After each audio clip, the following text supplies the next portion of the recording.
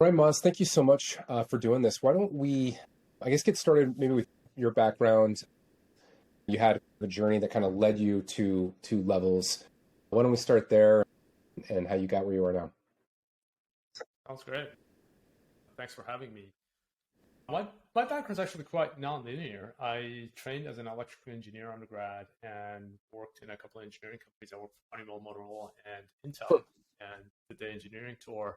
But I quickly figured out that's not what I want to be doing for the rest of my life. And got to figure out how the world works. I joined consultant like many people. Obviously, it was never meant to be a forever thing, and spent a few years there. Eventually, I decided to go into the finance world and work for hedge funds. And primarily, the reason I did that was because I really wanted to understand how finance works, how the world works, how does it all come together. And finance, specifically investing, provides a direct feedback to your thoughts and decisions.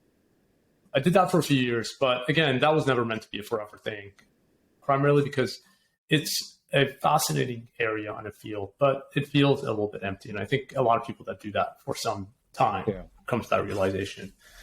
And so in my soul searching to figure out what I want to do next, I talked to a lot of people, and I joined Apple after a number of conversations. And really there, I focused on new technologies and how do we actually bring and enable the next generation of technologies for consumers. And given that Apple has a very consumer focus, it opened a whole different world. Is how do we put consumers at the center of the equation? Mm-hmm. And I think this is especially true in consumer electronics.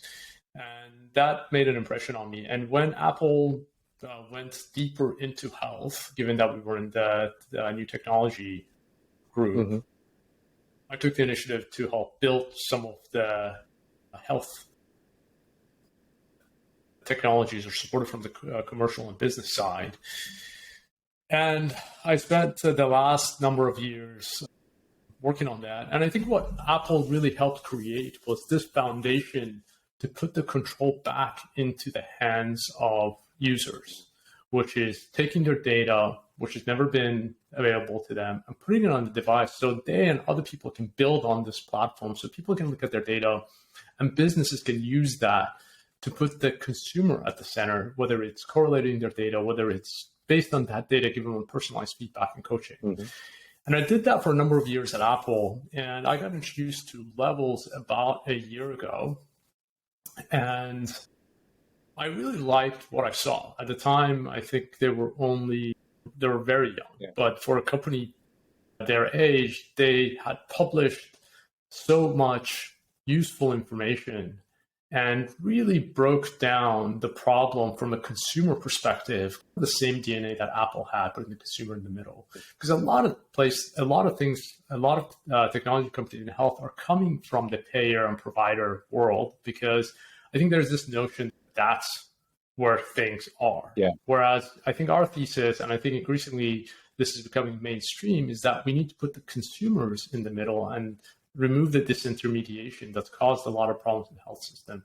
And Levels was one of the companies that did two things really well. One is it was 100% consumer focused. Yeah.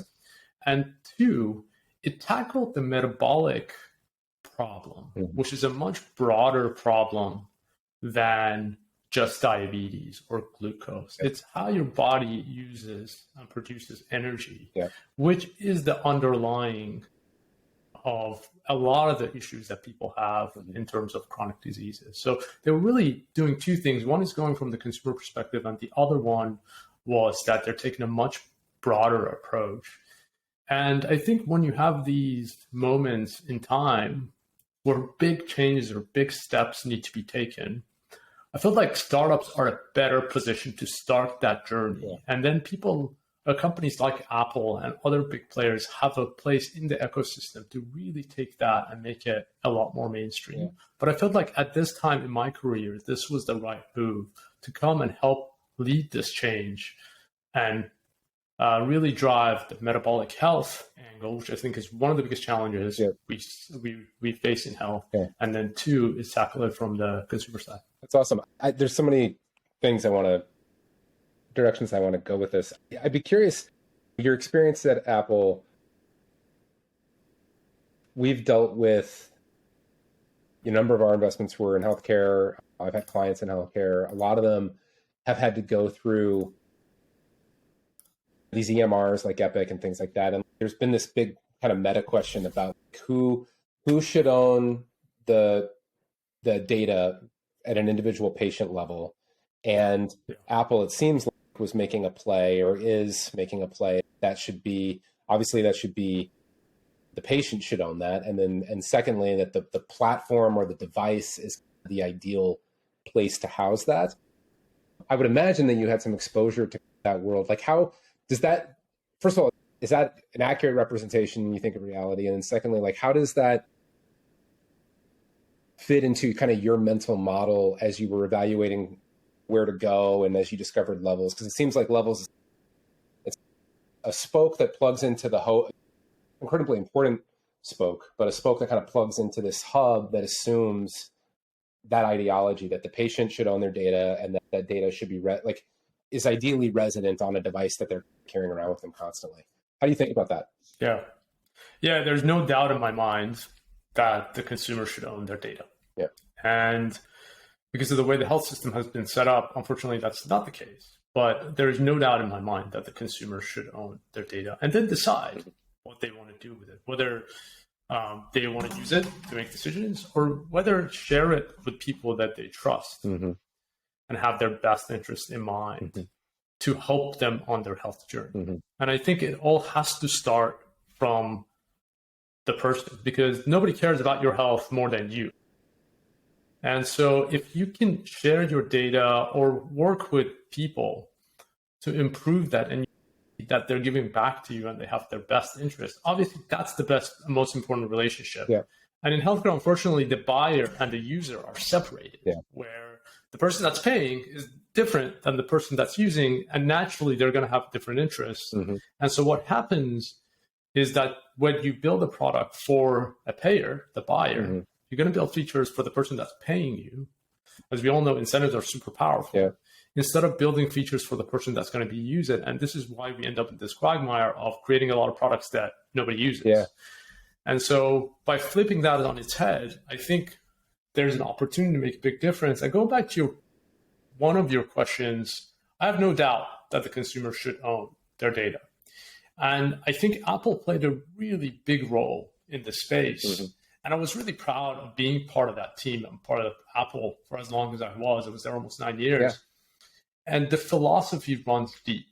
The idea that you own your data and the privacy and the fact that it's all on device. Apple was one of the few big players that decided early on, before privacy was popular or cool, to make the device the center. And you own your data on your device instead of being in the cloud. And I think that has a lot of implications and has allowed for this platforms to be created with that mentality in mind and that infrastructure in mind. Healthcare being probably the most prominent example, where the data goes into one place and then you can share it with as many people through a easy and simple interface, consented, in a way that you feel that you have control over your data. And I think Apple's played a big role in that, and it's created this ecosystem that now people like Levels can come along and say, great, we can build on top of this infrastructure instead of having to create all these bespoke APIs and connections that wouldn't be possible. I can see how Levels became the next step in your career, given all of that. Before we get into more detail about Levels, why don't we, just for people who aren't familiar, how do you describe Levels to somebody that's never heard of it? It's a really good question. I think at a tactical level, Levels helps you understand how food and your lifestyle affects your metabolic health. And again, rewinding, what does metabolic health is? How your body produces energy and uses energy, which ultimately has implications of how we feel, how we live, and how sick we get. And so what Levels does is closes that feedback loop between your actions, whether you're eating a burger or whether you're sleeping poorly or whether you're super stressed. Mm-hmm. And it's a journey for us. Obviously, we're starting with food first. But when you eat that hamburger, your body reacts in a certain way. Mm-hmm. And using the CGM basically tell you, how did your body react to that hamburger? And it'll tell you in real time, Mm-hmm. which means if it didn't react well, not to do that again. Mm-hmm. Versus in a world where everything's based on a generalization, and a lot of times actually a hypothesis versus an actual cause and effect, creates a very confusing path for people to follow to have a better outcome. And I think food is notorious for that, right? First of all, it's very personal. What affects me will be different than what affects you. Mm-hmm. Second of all, we really didn't know. But a great example, and this is true for most of the people on the team, is how oatmeal affects them. Oatmeal for many years have been known to be one of the healthiest breakfasts you can have. And conversely, oatmeal is probably one of the things that spikes your glucose the most. So for many years, people that didn't even know have been eating oatmeal, thinking it's healthy. But it's actually one of the things that creates the most disruption in your glucose, which leads to your energy and obviously your long-term, potentially your long-term health. So that's a good example of really closing the feedback loop between your action and the outcomes that your body feels from that action. Yeah. You mentioned that it's in this space that we call metabolic health, and it seems like that's an emerging field, and that we're learning a lot more about it, and you all, I imagine, are one of the kind of key players in facilitating that. Why, for people that aren't familiar, nutrition is so confusing. What is metabolic health? Why is it so important? When you talk about, to use the oatmeal example, hey, it's a slow carb, it's going to keep me satiated. It's not a simple carbohydrate or whatever it is. And so there's this checklist of things that are mental models that I think people have. And the idea of like a glucose spike being problematic is, I think, a relatively new idea for a lot of people. So what's the layperson's version of why this kind of emerging field of metabolic health is so important for people? I think there's a short-term effect and a long-term effect. The short-term effect is how you feel. So if I have a huge spike of glucose, most likely my body will produce insulin and bring it right back down, and it will overshoot. And that overshoot means that I'm going to have now low glucose, and that's going to be the feeling of crash that we typically feel.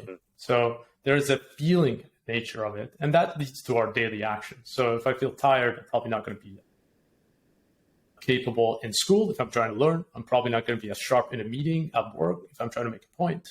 So it affects how we live through how we feel. Yeah. That's the short term, which is we feel it, right? There's one thing to tell people, like, do this because in 10 years you won't have this disease. And there's another thing for people to say, look, the action you did right now actually affects how you feel in the afternoon when you're trying to doze at your desk. And we all know what that feeling feels like, and it really sucks. Yeah. When you're sitting at the end of dozing, you don't want that feeling. Yeah. And so if there was a feedback loop that tells you, hey, the reason you're having that is because you had a really high carb, naked carb rich lunch or breakfast. And tomorrow, why don't you try this and see how you feel? Yeah. And you do that and you feel better. It's just internalized versus telling somebody that you shouldn't do X, Y, and Z, because that connection is missing. So that's short term. And then there's long term. And there are some really great books out there. One by Robert Lustig called Metabolic Health, and another one, Ben Bickman, called Why We Get Sick, that gets into the physiology of how dysfunction in your metabolism, the cycle of glucose, insulin, can lead to a lot of downstream problems, which are effectively the basis, or at least a big contributor to things like diabetes, hypertension, and even potentially Alzheimer's. Yeah. And so I'll leave your listeners to go read those books for themselves. But those are two of the books that I recommend. And both of those folks, we believe in them so much that they are our advisors. Oh, cool. And it's really helped shape our thinking Yeah. and the science. And one of the things that attracted me to Levels, in addition to the mission and the team, was this idea that it's very much science-based, Mm-hmm. whether it's from data coming from something like glucose monitor or from the best science that's available today. Yeah. And along those lines, you have this mission of I'm wanting to solve a metabolic health kind of epidemic or whatever it is. Obviously, there's a lot of decisions around. There's a customer hypothesis, there's a problem hypothesis, there's a solution. And I would imagine that there were probably a lot of conversations around like, how do we best go about solving it? And I have to imagine, you mentioned CGMs. For folks that are familiar, it's a continuous glucose monitor. I mean, the solution, Levels solution, is literally a device that I have on my arm or my shoulder or whatever it is, and I keep it on all day long, which maybe for people who were diabetic or something like that was something they were familiar with. That's a big form factor decision, right? And like, there's a lot of pros, certainly from a word of mouth perspective for you, et cetera. I would imagine it's helpful from a retention or an adherence perspective because I'm constantly reminded to check things. But that's a non-trivial decision that we're going to go all in on a physical device that people literally wear. Walk us through, like, how did you arrive at that as the ideal solution? Because it seemed like a kind of a big deal, I would think. Yeah. I think a lot of things when I first start out, they seem weird and new. And then after you use them, of course, why did I ever worry about that? That's just been true throughout. Adoption of technology is always difficult.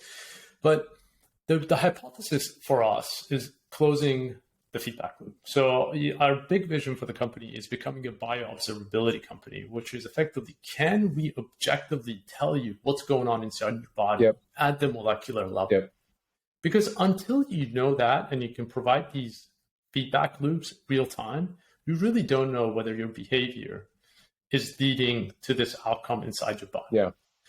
And I think to do that, you have to figure out, okay, what are the available sensors today that can do that? And also are meaningful. So you want to make sure you're actually measuring something that, first of all, changes. If my glucose didn't change for 48 hours, it would be totally meaningless because there's no change. So it has to change with the appropriate frequency to the behavior. It has to be meaningful, meaning if I, in fact, change the trajectory of that analyte, it will actually have an impact on how I feel and how my health changes. And glucose is a big one. Both the sensors exist, which are the CGMs, and the molecule is super meaningful because it is the basis of your energy production, which means how you feel, and then over time, how your cells live and produce energy, which leads to or doesn't lead to certain health conditions. Makes sense. It's interesting. Traditional healthcare is very episodic. So like when I do glucose, I either am doing like a 24-hour fasting glucose or I'm doing like the, the hemoglobin A1C 90-day kind of trend thing. But it's, to your point, I guess it shows you your general trend, but it seems like from a behavior change perspective, it's pretty limited in terms of a tool. You mentioned earlier that a lot of companies have tried to go through providers or payers from a business model perspective, and you all made a very conscious decision to go direct to consumer.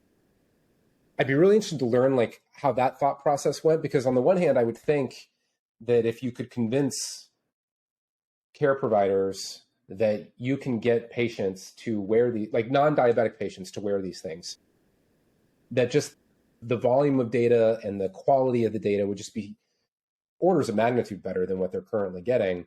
But then on the other hand, right, like you have to, like you said, you're dealing with conflicted incentives and you have to deal with payers and all of these sorts of things. So what was that conversation like, and how did you ultimately decide, other than, maybe it was philosophically, it's just philosophically, we believe that the patient should own their data and the best way to do that is to go direct. Maybe that's as simple as it was, but I'd just be curious because it's a relatively high price point product and behavior change and all these kinds of things. It seems like there's a lot of variables at play there. And I would imagine that doctors at a minimum would want, at least in theory, access to some of this data. So walk through some of that. Yeah, really fantastic question. Look, I think as a startup or almost any business, you have more options than you can take. And so there's a lot of noise and there's a lot of ways you can do things, a lot of wrong ways, a lot of right ways. Yeah. So the question is then you look and say, what do I believe? What are my principles and values? And how do I think based on the strengths that I have, I can actually win? Mm-hmm. And by win, the collective win, achieve your mission and your goal. Yeah. And for us, we strongly believe in a couple of key concepts. One is the consumer has to be at the center. Nobody cares more about the consumer than the consumer. So they have to be empowered to make decisions about themselves, whether it's a purchasing decision, whether it's about sharing their data, whether it's a decision to adopt a behavior. Mm-hmm. It all starts and ends with the consumer. And everybody else is playing a support role. Mm-hmm. So if the consumer is in the middle, then should we be building a product for the payer? Mm-hmm. Because incentives are super powerful. Yeah. So if I go now build a product for the payer and the incentive is payer is going to decide whether they're going to buy or not our software for their members, I'm going to produce the product for them. Yeah. I'm going to create dashboards. I'm going to create metrics. I'm going to do all this stuff. Mm-hmm. And then as a afterthought, I'm like, okay, so what does the member want? Oh, okay, they want to be healthier. So I'll just kludge something together and that's it. I got a product. And I'll spend most of my time on sales cycles with the buyers instead of on the product. And all of my product team is going to be focused on how to create those features to satisfy the buyer. Yeah. So we think is the wrong approach because instead of putting the customers in the center, now you're putting the payer in the center. Mm-hmm. And by the way, we'd love to work with payers in the right way. Sure. And I think the question isn't that they're working with them as good or bad. The question is that who should be at the center? So customers should be at the center. Yeah. And our entire business principle is creating value for the customer and building trust and long-term relationship with that customer. So all of our business decisions at the end of the day will be, does it create or detract value? Mm-hmm. Does it build or subtract trust? Yeah. And so that really helps us be grounded in how to build our business. Yeah. And then everything else flows down from those core principles. And then the other question you asked is, okay, now that we have that principle, there's also a million ways to go build a product for the consumer. Yeah. How do you go do it? Yeah. Then we look and say, what do we believe is our competitive advantage?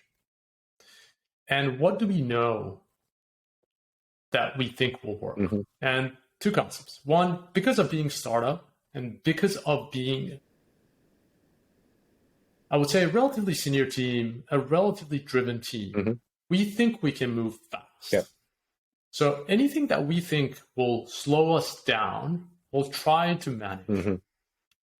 And if something, if it's deciding between iterating fast and moving quickly, for example, when you're first starting out, do you make a decision of doing a beta or do we just go all out and launch? Right. Going all out on launching has slowing effect. Yeah.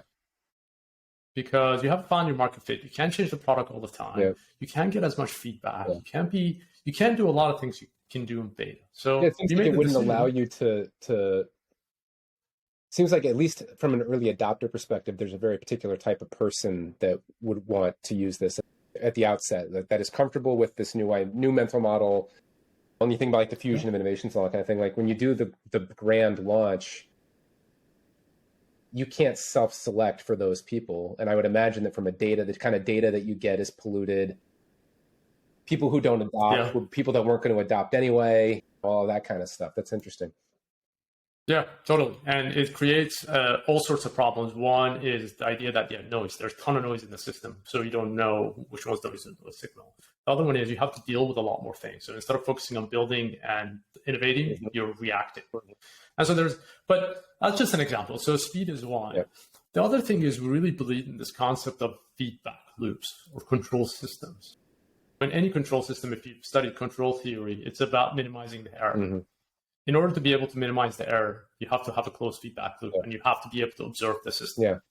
And so in order to do that, we have to observe, which is we have to have something that measures the thing that matters. In our case right now, it's glucose. Yeah.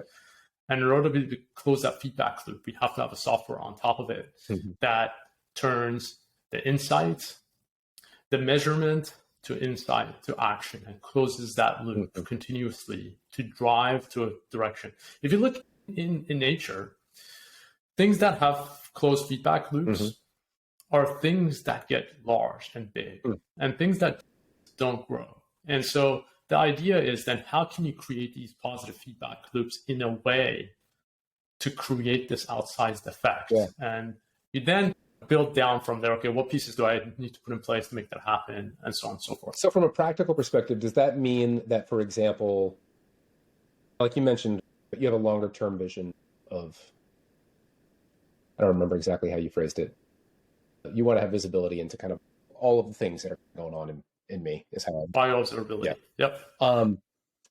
I would imagine that impacted not only, hey, where we're going to focus, but also like within the product itself. Hey, here are 12 theoretical things that customers are asking for, or that we think would be valuable. We're going to do these 3 and do them, make sure that we're getting into it. But then B, it sounds like from the very beginning, you were building in, you took to close that feedback loop, you were building from an analytics perspective and from a instrumentation perspective, like whatever processes you needed on the back end to observe, is this working? Are these couple of things working? Is that accurate? And then B, any sort of best practices that you learned through that process around like the types of what goes into kind of creating a closed loop system that other founders could take advantage of? Yeah, it's a good question. If I understand your question correctly, prioritization is always a challenge. I've seen analytics. I've seen analytics be like an add-on. They throw it on at the end. They track very simple metrics. They're not really digging into. And so, like, it seems like you would get a lot of error to use your language there. Yeah, I think there's 2 concepts there. One concept is, look, the jobs to be done framework, which is now a pretty popular framework. What are our customers actually hiring us to do? Yeah. So keeping that front and center is really important. And then asking yourself, is the thing that I'm adding going to get that job done? And if it's not, it's a distraction. Yeah. The second thing is, does it all fit together as a system? And that, I think, concept is probably the most important concept. Is you can work on a lot of random features, and you're like, hey, I heard that community is a good thing. Let's add a community feature. I heard that it's being able to compete is a good thing. Let's throw a competition feature in. But not really understanding how does this all work in a system in a reinforcing way to create, again, positive feedback loops. And so when you're making decisions, A, you got to do the job that somebody hired you to do. And then B, you got to build features that work as a system, not as individual components that are ad hoc and meaningless. And that's when sometimes you buy a product and it feels gadgety or gimmicky. I think what we're noticing there, it doesn't work in the system. It's just something that was cool that somebody added, but doesn't really do the job, and it doesn't reinforce the system. So what's an example, like in the context of levels, just to apply that, how do things that would in maybe in other apps or other products be disparate add-ons or not that intentional? Like, how did you design it as a system where they all kind of reinforce each other? Yeah, and it sounds a lot more meditated and planned than it does. Creation is messy. So hindsight is 20/20. So take everything I tell you with a grain of salt. It's the first when we created it. Actually, the history of the company, I wasn't here back then. We document everything, so I've seen it. It was very bare bones. People went and had this thesis that CGMs would really change the way we behave around food. And so the founders got prescriptions, put them on, had a spreadsheet that kept track of, how their body reacts and talked amongst themselves. Then eventually they created a software that did really basic stuff, which was sending information. Everything was hand done. then built and built on top of that. But the job to be done here is that those three pieces of the puzzle, which is measure me, tell me what state I'm in, like do an assessment of where I am today. Based on that, give me an insight of, okay, your glucose is all over the place. What does that mean? That's the insight, right? And then what's the action to take? Which is, okay, now that I've seen my glucose data, it's not good, great. And I know why it's not great. So what do I do about it? And doing that in a seamless way, in a way that it meets you where you are and it feels personalized and takes you where you need to go. And people are different goals. That's the magical piece. And it takes time to get there. We've built the education layer. We've probably published hundreds of articles, if not more. I lost count. I think it was something, there were 200 something articles last year, several hundred podcasts. So we spent a lot of time building the science and or I shouldn't say building, we've gathered the science. That's why we have some of the best advisors, at least in my opinion, in the world. And there's a lot of good research out there. And so we dug into it and formed an opinion about that and aggregated it in things like blog, podcast, and so on and so forth. So that's like the insights. The measurement layer, obviously the CGM and the graphs and things like that. And then the action layer is something that we're working on, which is, okay, now that I know this thing, but so what do I do about it? Like today, like any technology that first comes out, the early adopters will figure it out. Like when I got my CGM, I was super excited. And I looked at the graph and it's like, hey, what's the area on the curve mean? What does the spike mean? What's the double spike mean? But that's not a mass market product. So how do you actually make it in a way that it meets everybody? It's totally understandable. It gives you the insight, it gives you the action, takes you on a journey. I think that's the future. And then you add on top of it, which is, okay, we're looking at maybe focus on food now. Should we focus on sleep and mental health? Or I would say mental health is the wrong word, like stress as additional things that could change the way you feel and glucose spikes. Should we add additional sensors and so on and so forth? So you just build from that core. It's a good case study, and everybody talks about like MVPs and things like that, but I think that they don't fully appreciate that it can be a lot more minimal than they think. So I would imagine a lot of other companies that went down this path would have thought, for example, oh, we need our own CGM. And I know you all leveraged third-party CGMs. Probably, I assume you realize that the little disc is not where the value. I mean, like it is where the value is being created because you have to have it, but it's table stakes, right? And it's not where the value is going to be created. It's in those insights for the user and what they actually can do with that data. Using the spreadsheet versus like building an app, like you can learn an awful lot really quickly, to your point, by not worrying about, hey, let's figure out, like, is this actually useful first, and then we'll build the app to do it. That's such a valuable advice. I think that you just articulated so well, which is, what does really MVP mean? And people get stuck. They're like, this is the core thing. If we don't make it, then X, Y, Z. But are you going to spend the next 3 years working on that piece without knowing whether your idea is going to work? And so I think that's a good advice. I think the other thing is, this mentality of a zero sum is a dangerous one, in my opinion. And I think companies like Apple, like Amazon, like Google, hopefully have helped change this narrative, which is an ecosystem is so much more powerful than feeling like you're competing with everybody in the world. And so it's totally a healthy thing that there is a hardware company or 2 or 3 or 4 that are building the sensors.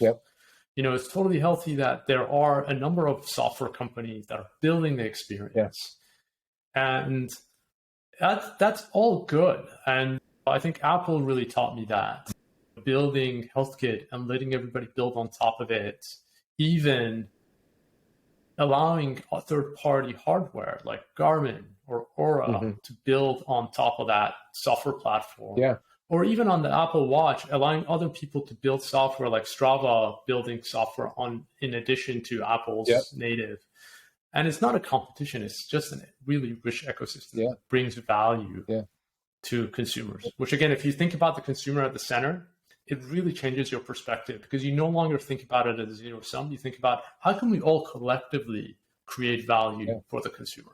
Along those lines, you mentioned this kind of migration from the early adopter who's willing to put up with a lot of, not necessarily bugs, but just they like tinkering, they like figuring it out on their own. I remember when I did it, I was eating and drinking stuff that I don't normally eat and drink just because I wanted to see. But what have you learned, I guess, about, especially because, again, you have to educate the consumer about metabolic health and why it's important. There's been a trope, I think, or an assumption in healthcare that kind of like your finances, people have difficulty making decisions that will have impact over the next 20 years, 30 years, whatever it is. And so you're trying to get people to go from their future self and project back into their current self. There's a lot kind of going on there. And I would imagine it's probably one of the reasons why a lot of healthcare companies have been wary about trying to go direct to consumer. What have you learned maybe about how to make that jump from the early the early adopter to that next level on the Moore's curve, or to cross the chasm, so to speak? How do you educate that next group of people and create a good experience for them too? Yeah, it's a good experience. That's a good question. I think one is Levels. I'm still getting used to the terminology. Levels has a very open and transparent culture, and I think that really helps. We are probably on the extreme side of it and building in the open.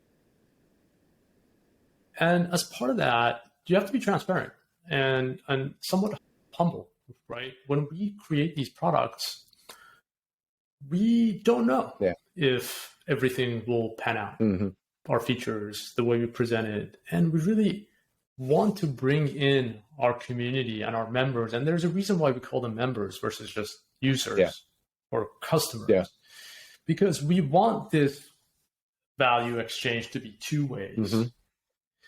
And we want to make sure that if we do get this gift from our members of, hey, I don't like this because of X, Y, Z, or hey, this doesn't work the way it should be, or hey, you're demotivating me. Like being thoughtful to receive that feedback. And we may not always take it because we understand maybe the system as a whole, and maybe this in its abstract doesn't make sense, but as its total does, or maybe we just did a really poor job communicating, so we'll fix the communication. But getting that gift from our members and being thankful about it and closing the loop with them is part of our culture. And that's why we've actually invested a lot in customer service. And it's almost like the Zappos story. Like, I think that's, for me at least personally, is one of my role models. Is they built a customer service business. They were a shoe business, but they were effectively a customer service business. But taking that mentality and viewing your members as part of the fold, and it's a two-way conversation, I think is the core of it, because we're never going to get it right the first time, and it will be a long journey, and that's okay. What have you learned along those same lines? Like, what have you learned maybe about habit formation, like getting people to bake this into their lives on an ongoing long-term basis? Again, it's anything that requires like a behavior change is tricky. And a lot of founders run into that problem where it's like, hey, I get you to the site. Maybe I get you to sign up.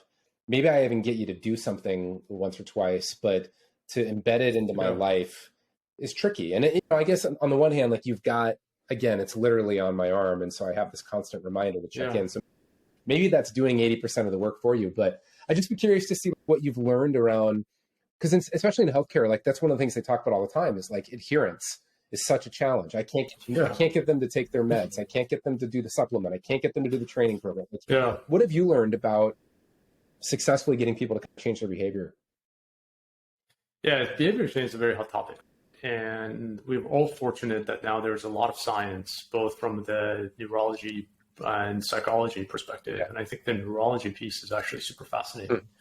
And with the advent of new technologies to monitor things, how the brain reacts and what it secretes is super valuable. I think that sheds some light into how do we think about that, because a lot of it is just physiological as well as psychological. And I think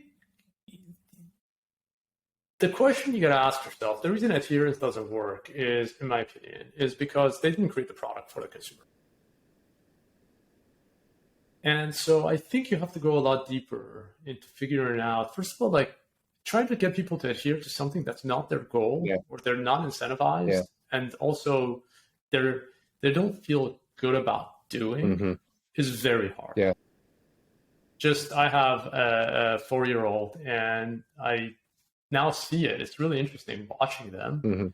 Trying to get them to do something that they don't want to do just by telling them you have to do this never works. And I feel like adherence is almost like that. We're an adult now, but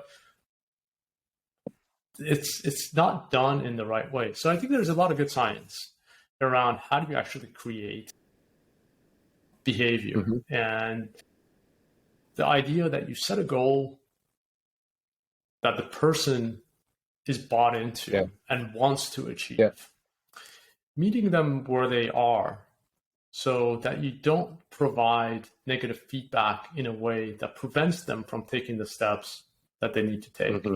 Making sure that it's intrinsically motivated, and sometimes extrinsic motivation creates a bridge to intrinsic motivation, but also doing it in the way that extrinsic doesn't break intrinsic. So I think the reason it's so hard to master is because it's a really complicated dance and it's a system that has to be put together. It's not a one silver bullet approach. You have to understand how this system works and then put the pieces together and also be okay with the fact that it may not work for a lot of people. And it may not work in every instance, and that's okay. It's almost like, it seems like maybe the decision to go direct to consumer, again, it's a relatively high price point product. Like when you talk about intrinsic motivation, like versus my doctor prescribing me this thing, and I don't necessarily have to pay for it, but like it's homework I'm being assigned versus I'm signing up on your website, I'm entering my credit card information, and maybe there's a stronger incentive for your customer than in the normal kind of traditional healthcare type of environment because of that. It seems like maybe that's an advantage for you. So that's such an important point, because when the customer is the buyer, you have to create value for them.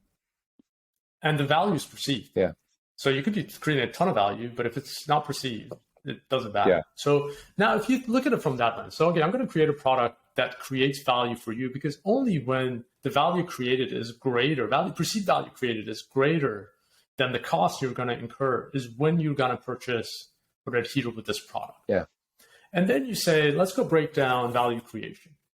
What does that mean? And it means things in health. It means things like making people feel better, making people look better, making people have better long-term outcomes. It's making sure that people save time, save money, increase access. There's the emotional side of it. They feel belonging, they feel self-esteem. So there's this equation you could put together and say, this is the value creation side. And then you can put an equation, the other part of it is the cost. Obviously, price is one, but there are more costs. And then been really thoughtful and honest with yourself that this product creates what value for whom. Because also persona, based on your persona, the perceived value is different. For example, somebody that wants to lose weight will put a much different value on a program that somebody's 20-year-old's unhealthy. It could be the same exact program. And it could be the same exact equation. It's just that component of the equation will be very small for the 20-year-old. For example, let's say if it was, I don't know, feel better. A 20-year-old feels pretty good. Like that equation, if you had a, I don't know, $500 cost and the only thing you did was feel good, it's probably not going to cross the value creation, especially given that for the 20-year-old, probably money is more tight. Yeah. So the right side of the equation is heavier and the left side of the equation is lighter. So it's just not going to, the equation is not going to solve. Yeah. So you have to be really thoughtful about what value are you creating, for whom, at what point in their journey, for how long. Interesting. And when you create that, then you can start thinking about, okay, so how do I now, knowing how the human psychology and neurology works, how do I bridge the short-term feedback in the right way at the right time for them to see the benefits, the visualization? This is why the visualization is so important, because perceived value is just as important as real value. So if I'm actually saving you 10 years of healthy life, but I'm not showing it to you, the perceived value is zero. The real value is massive. How much would you pay to live 10 years healthier? So it's just a very complex set of things that you have to be really thoughtful to think through, break it down, and then create your product to serve that specific goal for that specific persona, and then expand from there. Because if you try to create a product that meets everybody, you obviously off the get-go, you couldn't. Imagine if you created this equation and then tried to solve this equation for 10 different personas. You will end up with a very different price structure. You'll end up with a very different set of features. You mentioned that the next leg of the stool is the action, and how do your members take action based on what they've learned? I would imagine that you have a relatively unique data set in terms of people's responses, what spikes what, and that kind of thing. And you mentioned earlier on that one of the things that is interesting about it is how variable it is and how individualistic it is, and how it is relatively major differences depending on the person and their physiology. That said, I would imagine with all the data that you've gathered at this point, there are maybe some patterns that you've seen that are pretty consistent for people if they wanted to improve their metabolic health. Like, maybe what are some of the low-hanging fruit opportunities for just the general person to make a dent in this? That seems pretty... Yeah, there's some really good ones, because obviously my friends now use this. So whenever people hear over for levels, they get a ping. It's like, hey, can I try it? And there are a number of things that are pretty much, I think, constant. Now, it could be exceptions. Don't quote me on this. One is, I think, the order in which you eat your food matters. And this is, to me, like a free lunch, no pun intended, because I eat the same things. I just change the order. I don't care if I eat my vegetables and my meat first, and then I eat my carb second, as long as I get the total enjoyment for me is the meal. So I think the order matters. So eating your fats, your proteins, and your fiber first, and then your carbs later makes a difference. So I guess this is the old adage of eat your dessert after your food. Maybe they knew without having CGMs. But I think that generally works. At least it works for me and the people that I talk to. I think another one is any kind of activity after a meal, especially if it was carb heavy. And it doesn't have to be, it could be anything. Let's say I ate a carb heavy meal because I wanted to, because Levels doesn't prescribe any kind of specific diet, right? We're just saying you could be a vegetarian, you could be a pescatarian, you could be a keto, you could be whatever. Like, there is a path to optimize and reach your metabolic goal. And so one of the ways you could do that is this idea that some kind of activity after dinner is probably the one that you're naturally most sedentary. And so if you go for a walk, even around the block, 15, 20 minutes, or if you have, for example, a pull-up bar at home, and that's what you do, and you just time it a little bit after your dinner, make sure you don't do it too early so you don't get a stomachache. But any kind of activity right after a carbo will help. And physiologically, the way it works is basically your muscles will start using the glucose, so therefore it gets pulled out of your blood, therefore your levels come down. And so it's the once you understand the physiology, that makes sense. The third one I would say that is a underestimated, but it's like a after the fact, is sleep. when I don't sleep enough, and there's a threshold, like between 7 and 8 hours doesn't make a difference. Between 7 and maybe 6.5 for me at least, and this is completely individualized. Yeah. But once I break 5.5, my glucose levels will be totally unpredictable the next day. And so I'll have random volatility. I'll probably be a higher baseline. Mm-hmm. It just goes all over the place. And I also know, like the behavioral thing, this is where the connection of the data and the feeling is. I don't know how you feel, but when I don't sleep, the next day I crave junk food or energy food, like high energy foods. Like I'm trying to make up for the deficit of the way that I feel by fueling glucose or carbs. Yeah. And then you go on this crazy roller coaster because you felt tired. So you had to pick your sugary food, energy bar. Yeah. And then I went like this and I came back down. I felt more tired. So I had another one. And it just becomes very unmanageable. But the thing that kicks it off is sleep. Yeah. So I would say those three are the big ones. And then breakfast, a lot of times, I thought I was super healthy when I joined Levels. I typically avoid refined carbs, sugar rarely. I think ice cream was my probably weakness. Yeah. But outside of that, generally healthy. But my scores weren't so great when I joined Levels. And it was like, I'm really surprised. Yeah. And it was only a few small tweaks that took my scores from the 60s and 70s to the 90s. Yeah. And that one of them triggers breakfast. Like what you put in that breakfast will make a huge difference. And for me, it was oats and fruit. And so you had a kind of... Yeah, I swapped oats for flaxseed and chia, and I swapped a Honeycrisp apple or high sugar apples for blueberries or whatever. Pick your berry, right? And I like it I like it more now than I did in the past, but because I didn't know, I would have that and I would create crazy spikes right in the beginning of the day that sets the tone for the rest of the day. So anyways, for what it's worth, that was... that was my experience. That was the biggest surprise for me. It was like how much of not even aggressive, just like take a jog around the block, that material impact. Really interesting. I want to be respectful of your time. I did want to, you mentioned the blogging and the podcast and all that kind of stuff.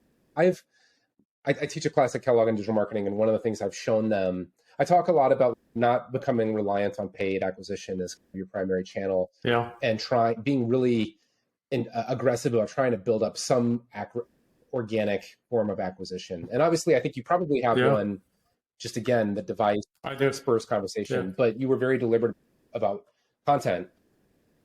Walk through maybe like what you've learned from that process, maybe especially early stage startups. A lot of the feedback I get is that they don't feel like they have the time to do it.